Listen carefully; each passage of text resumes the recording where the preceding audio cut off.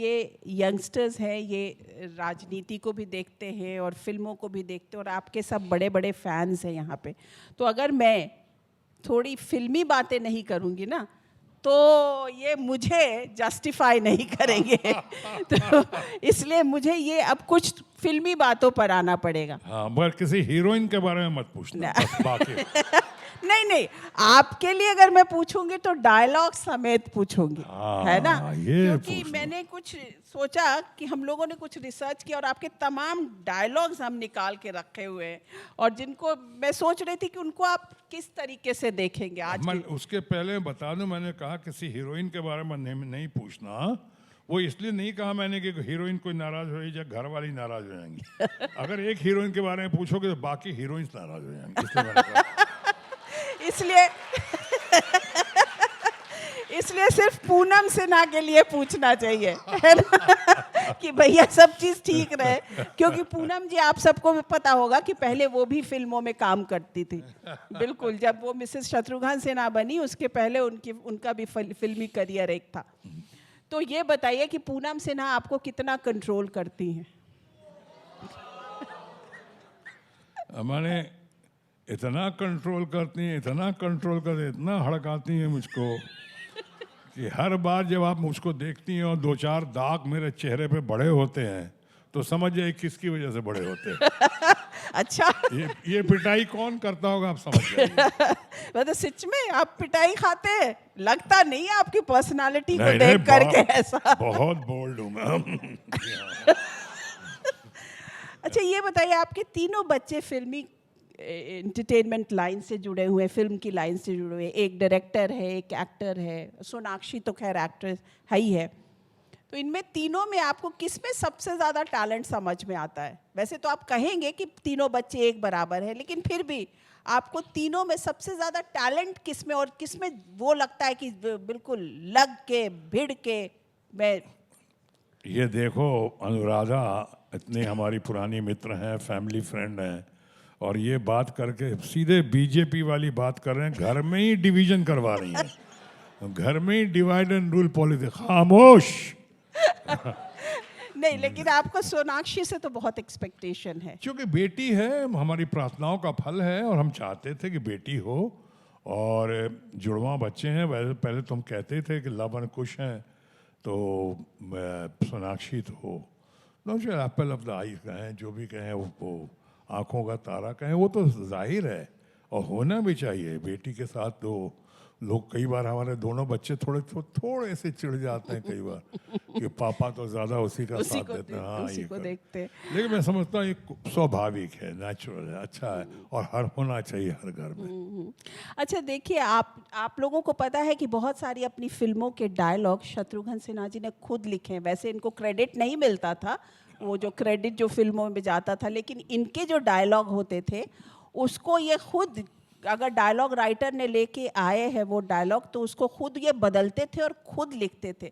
तो इनके कुछ ना नामचीन डायलॉग्स हैं जिसको आज की ना राजनीति से फिट करके देखा जाए कि आजकल जो ज़्यादा नमक खाता है उतना ही नमक हरामी करता है। इसको आप किस संदर्भ में आज की डेट में देखते हैं? चुनाव की घड़ी है, अभी नहीं कहूँगा किसी का मैं हार्म नहीं करना चाहता हूँ अभी। मंगल का खून जो है कोई लेमन सोडा नहीं है जिसे विवेक जैसे ओंगे पोंगे अपनी प्यास बुझाते फिरेंगे। ये किसके लिए है? अरे ये किसी पे फिट होता है? अरे वहाँ बोल दिया मैंने। हाँ। कि मंगल का खून कोई लेमन सोडा नहीं है। हाँ। जिससे विजय जैसे होंगे पोंगे अपनी प्यास बुझाते फिरे। तो क्या बोलो?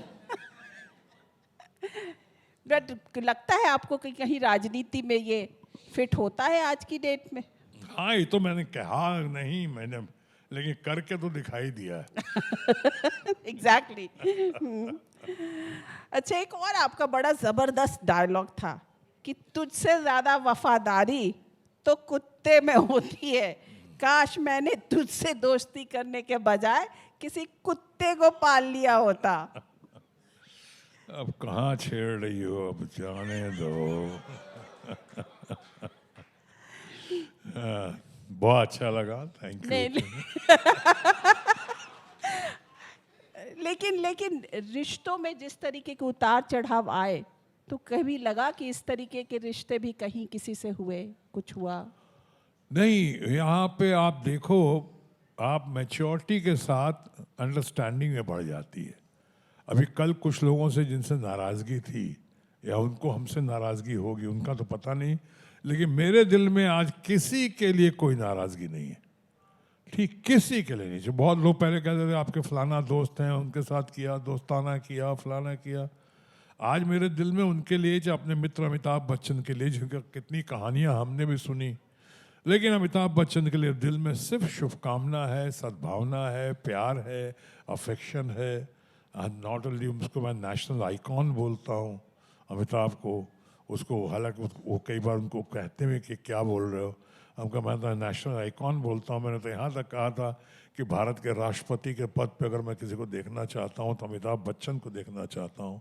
He is a success story. ऐसा शायद बहुत मुश्किल से, जैसे Rajesh Khanna was a success story. तो इन सब के लिए मेरे दिल में बहुत सद्भावना है, बहुत प्यार है। कहीं किसी से कोई बदला नहीं, कहीं किसी से कोई नाराजगी नहीं। क्या ये सही है कि कालीचरण राजेश खन्ना को पहले ऑफर हुई थी, उनको नहीं मिली तो फिर आपको मिल गई, और फिर the rest is history as they say? पहले तो क्लियर कर दूं अनुराधा, उनको मिली या नहीं मिली वो तो अलग बात है। मुझको मिली नहीं, मैंने वो फिल्म की, दोस्ती के लिए की। मैंने भी उस फिल्म को, मेरी गलती समझो, ह्यूमन एरर समझो, मैंने भी उस फिल्म को छोड़ दिया था। यानी अच्छा। मुझे पसंद नहीं थी, छोड़ दिया था इन द सेंस कि मुझे जो उसका हाईलाइट था फिल्म का, कालीचरण का, वो लायन नंबर 17, वो मुझे समझ में नहीं आ रहा था। ये क्या आज के ज़माने में लायन और नंबर 17 वही हाईलाइट बना उस फिल्म का। और सुभाष घई मेरे बहुत अच्छे दोस्त थे, आज भी हैं, फैमिली फ्रेंड हैं। उनके साथ कोई कर नहीं रहा था उस वक्त film. NN Sippy, late and great NN Sippy वो फिल्म बना रहे थे, बनाना चाहते थे। कहते थे अगर तुम ले आओगे क्या, शत्रुघ्न सिन्हा को लाओगे? कि सुना हमने कि राजेश खन्ना भी या किसी और को ट्राई किया गया था, उन लोगों ने नहीं की होगी कुछ और कारण से। अब मेरे लिए सुभाष घई आके हमेशा कहते हैं, वो रात में आके बैठे थे और उन्होंने कहा कि तो कहानी सुनते सुनते सो गया था। वो सच बोलते हैं, लेकिन आधा सच बोलते हैं। क्या हुआ, कहानी 4 बजे सवेरे सुनी थी। हम बहुत बिजी स्टार थे, रात के 2-2, 3-3 बजे घर पे आते थे, कई शिफ्टें करके। तो वो बैठे हुए थे, जब कहानी सुना रहे थे तो मुझे नींद आ गई। अब मैं कोई गीता और रामायण तो सुन नहीं रहा था, जो जगा रहता पाठ करता हुआ। लेकिन मैं जब नारी सिप्पी ने मुझसे पूछा, एनएन सिप्पी ने, कि आप वो फिल्म करोगे, ये कर नेक्स्ट डे अब सुभाष ने कहा कि उन्होंने हाँ कर दिया है, और मैं दुविधा में था। तो नारी सिप्पी ने मुझे कहा कि आप करोगे? हमने कहा हाँ हाँ, सुभाष ने क्या लिखा है सब जगह, मैंने दोस्ती निभाई है। हमने कहा फैंटास्टिक है वो, और ये बहुत चलेगी, ये बहुत, ये होगा वो होगा। उन्होंने कहा अब तुम करते हो तो मैं करता हूँ। हम कहा अरे बिल्कुल नारी भाई, बिल्कुल करूँगा। और फिल्म की हमने, तो हमने ज़्यादातर उस समय मैं स्टार बन चुका था। जी बिल्कुल। मेरे अपने वगैरह सब आ चुकी थी, दोस्त वगैरह आ चुकी थी, वो छेनू का डायलॉग बताली सब हो चुका था। संग्राम, आदमी सड़क का जो फिल्म है, जिसका कोई भी आज तक शादी देश में कंप्लीट नहीं होती, वो गाना जो मुझ पे पिक्चराइज हुआ था, आज मेरे यार की शादी है, वो सब हो चुका था। उसके बाद आए थे वो नारी से ये कालीचरण लेकर, और मुझे बहुत खुशी है कि मैंने वो फिल्म की। और उससे भी ज़्यादा खुशी है कि मैंने फिल्म अपने दोस्त, फैमिली फ्रेंड सुभाष घई के लिए की। लेकिन शत्रु भाई, आप राजनीति की तरफ मुड़ गए, उससे आपको लगता है कि आपके फिल्मी करियर में कोई रुकावट आई, आपने या आपने मन से छोड़ उसको कम किया फिल्मी करियर को, या राजनीति की में व्यस्तता या राजनीति का प्रेशर उसके कारण हुआ? अब पहली बात तो ये बता दूं कि मैं बहुत फॉर्चुनेट मानता हूं, अपना भाग्यशाली मानता हूं कि फिल्मों से राजनीति में आने के बाद भी मेरी लोकप्रियता में कहीं कोई डेंट नहीं हुई। आज भी वो पॉपुलैरिटी है जो लोग मानते हैं, जानते हैं, मानते हैं, कदर करते हैं, प्यार करते हैं। उसमें संपूर्ण व्यक्तित्व का प्रभाव होगा। लेकिन जब राजनीति में आया तो मैं कोई फ्लॉप होकर नहीं आया था।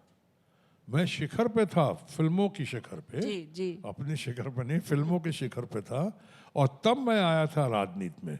अपनी सामाजिक जिम्मेदारी के तहत, मैं भारत के बहुत ही महान नेता थे जयप्रकाश नारायण जी, उनको 2-4 बार सुन के मैं बहुत ही प्रभावित हो गया और मैंने कहा कि अब कुछ करना चाहिए समाज के प्रति। जिन लोगों ने मुझे बनाया है, अब उनके प्रति मुझे कुछ कंट्रीब्यूट करना चाहिए और इसीलिए मैं राजनीति में आया सामाजिक जिम्मेदारी के तहत। अपने सामाजिक जिम्मेदारी के तहत आया तो फिर मैं अटल जी और नानाजी देशमुख और इन लोग के सानिध्य में, इनके संपर्क में आया, बहुत कुछ सीखने को लेकिन उसका मिला। इम्पैक्ट आपके फिल्मी करियर पे पड़ा कुछ?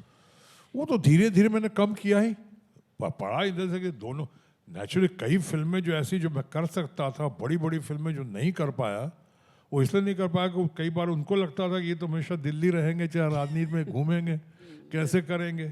और कई बार मुझे लगा कि मैं इनको कमिटमेंट कैसे करूं।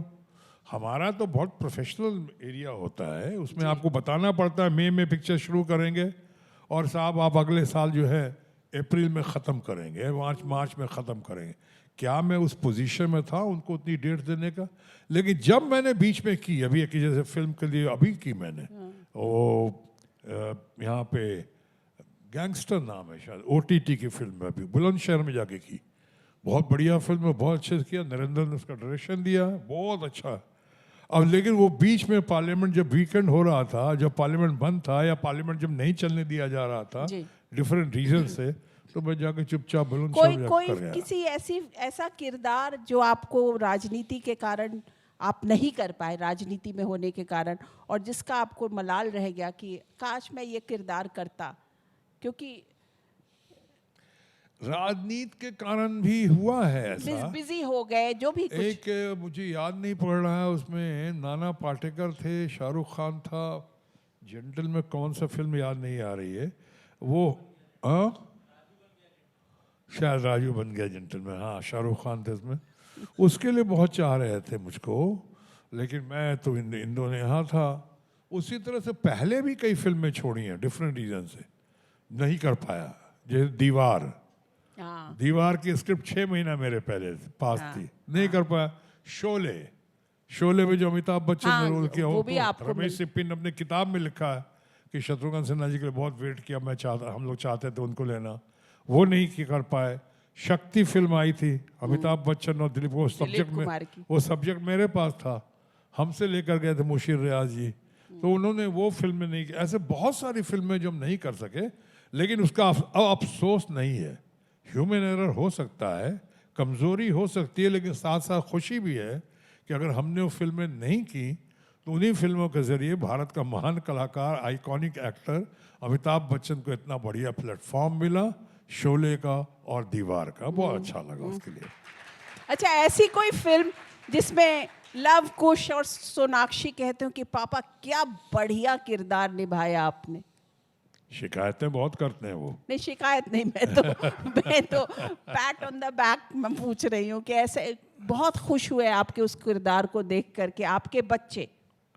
देखिए, पीछे में तो मेरी बहुत तारीफ करते हैं वो लोग, सामने थोड़ा सा लगता है माँ की वजह से कम करते हैं, क्योंकि माँ कम करती है तो वो भी कम करते हैं वो लोग।